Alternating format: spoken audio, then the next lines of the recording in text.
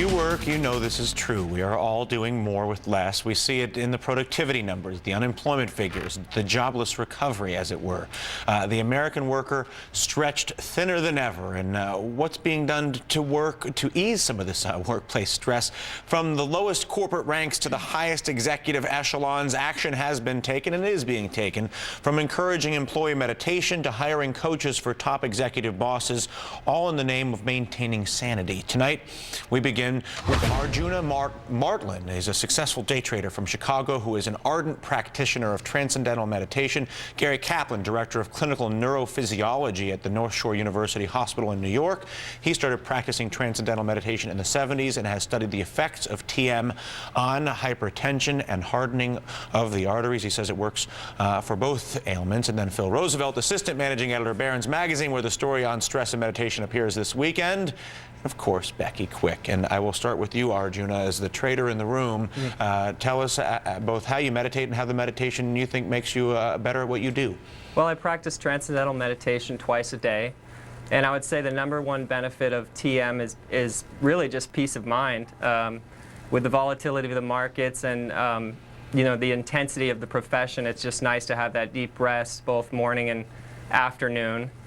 And secondly, I think the main benefit is just allowing, as a trader, to have a more focused and clear mind.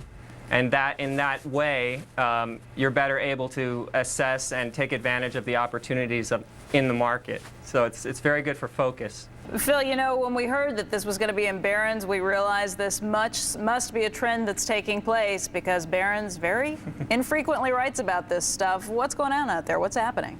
Well, you're right. People are stressed out.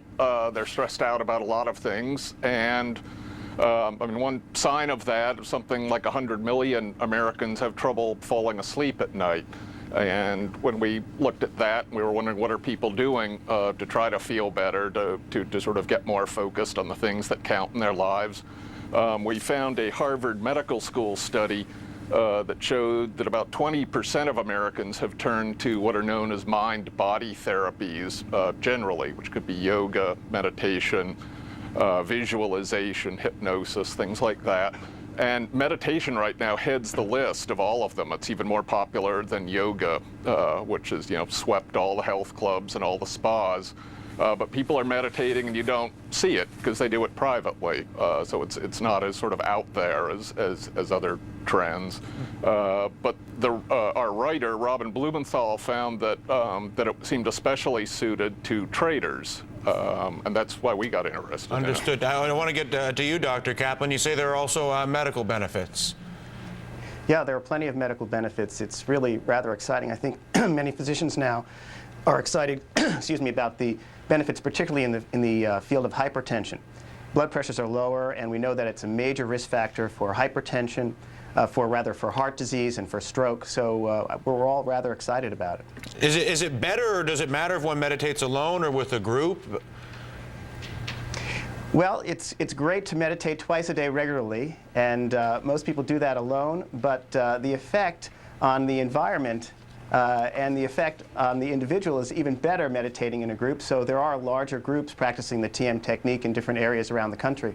This is a technique that's really for anyone in business, out of business. Just twice a day, taking the time to perform the TM technique is really worthwhile for one's health. I honestly could not agree with them more. For what it's worth. Arjuna Martlin, Gary Kaplan, Phil Roosevelt, thank you all.